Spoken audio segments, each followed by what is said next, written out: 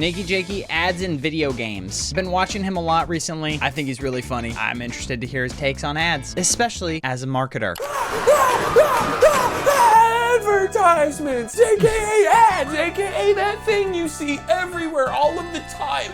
No matter where you go and no matter what you do, ads can and will find you, Brian. That is a certainty in life, along with death and taxes and that thing when the waiter says enjoy your food and you say I love you too, senpai. I wonder how long it takes him to write these videos because they're so funny. It's like every 3 lines has a punchline. Really well written. Wonder that is video game? Sadly, no exception. Video games have been tainted with the foul odor and slimy snail trail of product placement and advertising for many a fortnight. What is this? What game is this? Is this just a straight up Candyland Mars bar game?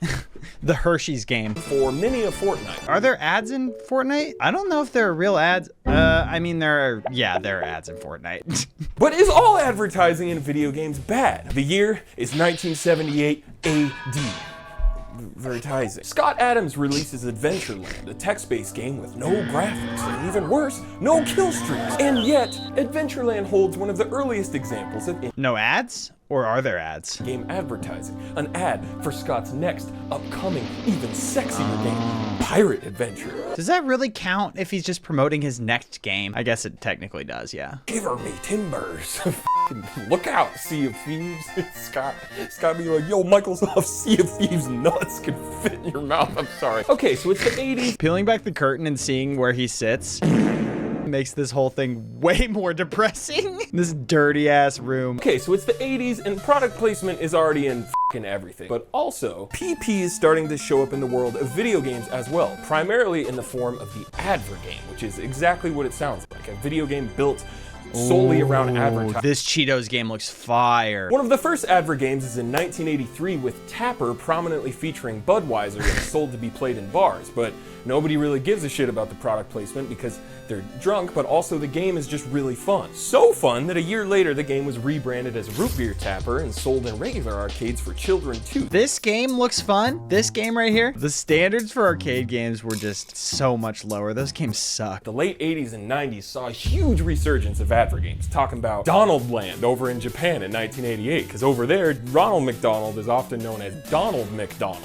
In 1990, who, while not as immediately recognizable as our beloved Don Bon Jovi over here, Noid was once the iconic mascot of none other than Domino's Pizza. Oh yeah, avoid the Noid. A classic advertisement. Throw it in here for the Zoomers who don't know. You can enjoy the fresh baked quality from Domino's Pizza or take your chances with the Noid. That it's actually just a reskin of this Japanese game that I will let my anime fans help me pronounce, that's about a ninja boy who rescues children who have been kidnapped. Just reskinning a game with a beloved mascot just thrown into it? You just replace Mario with Pepsi Man? Are you kidding me? Cool Spot drops in 1993, and honestly, for a game where its entire lore and existence is solely based on the red spot on the 7-Up logo, well, the game gets pretty good reviews and people actually kind of like it. Chex Quest drops in 1996, bundled with... God, this looks terrible. You're playing as a piece of Chex Mix. Piece of Chex corn cereal. That's the main character, Chex Man. Pepsi Man drops in 1999. Oh, there he is. There he is. The Pepsi Man himself. Only in Japan, unfortunately. Shout out Donald. And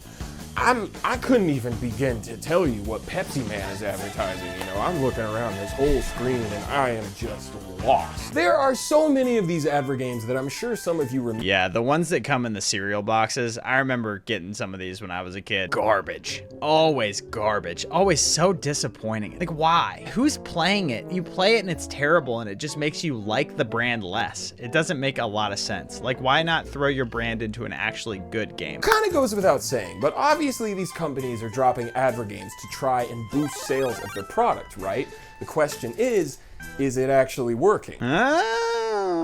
Answer, much like my vision through these shitty glasses, is a little unclear. I mean, big brand marketing in general is very unclear. Like, when you spend on things like TV ads, you never know exactly how many people are buying based off of the ad. It's more just sort of like guesswork and helping your brand perception. So I guess when video games were hot and new, it was kind of just a hot new test thing to see if it would help with the brand perception. I don't know. Chex claims that Chex Quest boosted their sales by 295%. See, this is a number that I have a really hard time believing. This is a number that feels like you are a marketer and you're trying to justify the big pile of money that you just burned making Chex Quest. Which kind of makes sense because you're getting a free game bundled with a box of cereal. I guess since it came in the cereal box. I thought it would be a sold separately game. Maybe, but 3xing the amount of sales for something like Chex? That's pretty insane. I guess it was actually a good game too, because it was basically just Doom. If it's a good game, it makes sense that that could work. Like Pepsi Man, where you have to go out of your way and purchase a game with your hard-earned money that is a literal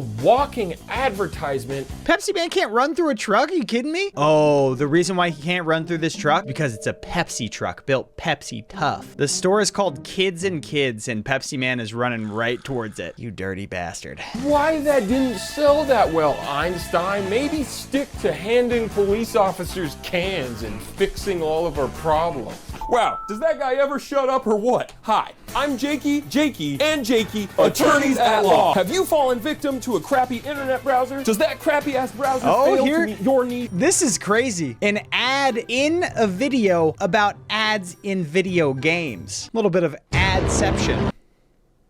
But what if your PP isn't just in a blatant advert game?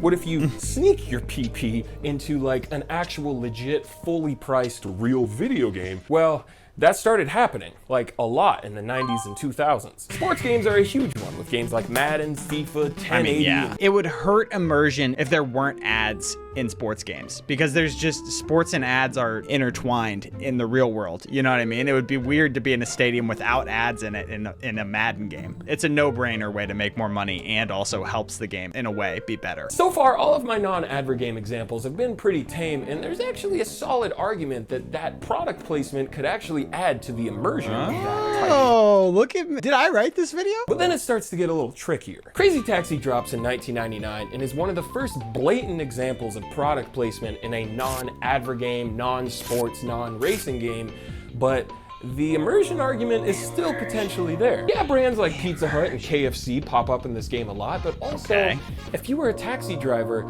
you would probably see brands like KFC and Pizza Hut. Like, as a passenger, it's kind of hilarious to imagine getting into a cab just to go to a Pizza Hut by yourself, like just get the pizza delivered. Also, subscribe, comment, like. In Enter the Matrix, apparently the only beverage that exists in this universe is Powerade. Powerade is the most Matrix beverage that could possibly exist. One of the first to utilize dynamic advertising, meaning that it uses the internet to change what ads you see in-game depending on your time of day and region. Splinter Cell did that? Dang, ahead of its time. Ubisoft was one of the first to do this type of chicanery, but definitely not the last. Guess what other companies started doing this in the 2000s as well? EA? No, not our EA. Couldn't be precious EA. Madden, Need for Speed, even the skate games got in on it. Oh, I forgot about Skate. That game was tight. Appearing on like billboards and buses and shit. But my favorite example by far is in Burnout Paradise, where in 2008 they ran political ads for Obama. Hey kids, when you're not too busy T-boning your fellow Americans at 200 miles per hour, vote for me, dude. I'll put f***ing beer in the vending machine. These companies, money-hungry, terrible corporations, but also get that bag. As long as I don't have to watch a 60-second ad in a game that I paid for, I don't hate it. Does it add to the immersion debate?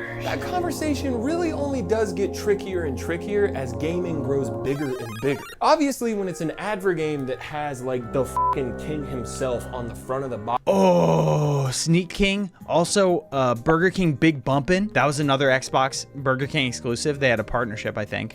That's one thing. Like, you know what you're getting into if you buy that. But when the king shows up in your $60 game that you just purchased with your hard-earned paycheck, that hits a little bit different. Yeah. When I skip school to drop $60 on Uncharted 3 and I boot up the multiplayer just to be assaulted by the smell of Subway bread reeking up my home, you know exactly what I'm talking about. Subway? What a mismatch of brand. It doesn't fit Uncharted at all. Alan Wake is a better example for us to discuss as far as the immersion shit goes, okay? It's a single player, offline, Remedy made game, okay? I love Remedy. Max Payne game is like my favorite game ever. Now, in theory, having brands like Energizer and Verizon show up in your realistically portrayed world is potentially fine, especially when a main mechanic of the game is using batteries for your flashlight. But when these very specific ads repeat themselves over and over, and you get a f***ing achievement for sitting down and watching an entire ad on a fake TV in a fake universe, Alan, wake the f up. He has certainly found the line in terms of things that are acceptable from video game ads. When you get achievements and start getting extra things for engaging with advertisements, that's starting to get in the way of gameplay. I think that's right where the line starts of things being unacceptable. I think an argument for immersive PP with more solid ground is the Yakuza series. Now, I've never played these games, but based on what I've watched and read, they seem to incorporate a wide variety of Japanese brands in a much more subtle and potentially world-building way. And I'm not trying to get preachy and say you should feel one way or the other about this. I'm just saying, I think if you're gonna argue for immersion, there's more of a substantial argument to be made with this game series. Versus Kojima just straight up putting brands like Doritos and Mountain Dew and Axe body spray into the Japanese version of Peace Walker. With his reasoning being to keep things fresh and to surprise players. Like, okay dude, how about you focus on surprising us with another two-dimensional character with giant boobs? I don't mean to just roast Unacceptable. Kojima, okay? I own every game. But come on, if you even think about going in the comments and arguing that the inclusion This focus of Monster shift? Energy... But you want to know what really changed advertising in video games? Mobile games. That shit done went and changed the entire fucking galaxy. Mobile games really changed the whole world of video games in terms of monetization. I mean, microtransactions were normalized through mobile games, advertising, gating, and pay to win in general. It made it more acceptable. Mobile games really have taken the gaming industry backwards. Because if you release a free-to-play game and you run ads on it, and that game does even a little bit well, you could potentially make a lot of money. The Flappy Bird guy claimed he was making up to 50K a day when that game was blowing up, and then he hated his life from all the mean messages and attention he got, which is really sad. And a lot of the time, sucks. the ads in these free mobile games are just for other mobile games that 90% of the time don't even fucking exist, or are just like really weird, or like really sexual. And then surprise, surprise, the free-to-play model makes its way over to consoles with games like Fortnite, constantly having different promotions or events like the trailer premiere for Tenet or an Ariana Grande concert. Remember when I said Fortnite didn't have any ads in it? A lot of that stuff is actually pretty cool and like well integrated, and because the game is free, nobody really cares that much. It adds more content, right? It doesn't detract it, it adds, and it's done in a way that makes it better. So it's way more acceptable. You know, your favorite companies, you know, your best friends, well, they started incorporating those same business practices in the free-to-play model of in-game microtransactions and advertising in not so free video games, aka $60 fully priced video games. Yeah, this is bad. FIFA and all that, like the modern FIFA is just, it's disgusting. Modern games love to remind you that their hot, sexy new game is out too, and you should really go out and buy that one. The Call of Duty is so blatant about this. Earlier this year, Sony and Microsoft both announced that they're streamlining the process of integrating ads into free-to-play games on their respective marketplaces, similar to how ads are integrated into games on your iPhone through the App Store. Kind of like how YouTube makes it easy to put ads in your videos, which is pretty cool. You all who have no experience with being an online creator, you may think, oh, it's going to just put more ads into the games, it's going to make the experience worse. But what this does do is it opens it up to a whole new market of independent developers who could not develop the relationships with these companies and sell the ads because they just don't have the manpower. It opens them up to getting the extra revenue from the marketing and making better games, bigger games, more updates. It helps accessibility in the marketplace. This is a good thing in my mind. On an absolute best case scenario of how these ads get implemented, hardworking game devs getting more money for the blood, sweat, and fears they dump into their indie game or whatever, while ads are subtly placed on billboards or benches or used in like a immersive world building way like the Yakuza series, that's fine, in theory. But after going over everything I've gone through, I think we all know that's probably not how it's gonna shake out. Well, I think it won't shake out that way for AAA developers or like bigger developers, but I do believe that it will help the independent developers.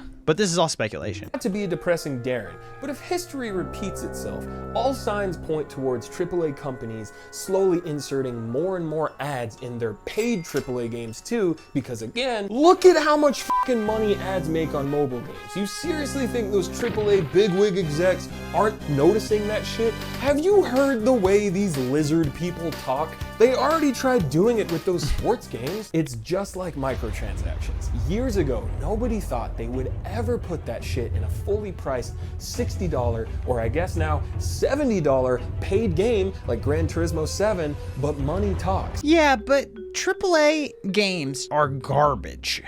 I don't remember the last time that I played a big AAA game that wasn't made by Nintendo, and Nintendo doesn't put ads in their games. I just feel like the only games that I actually play are indie games or old games.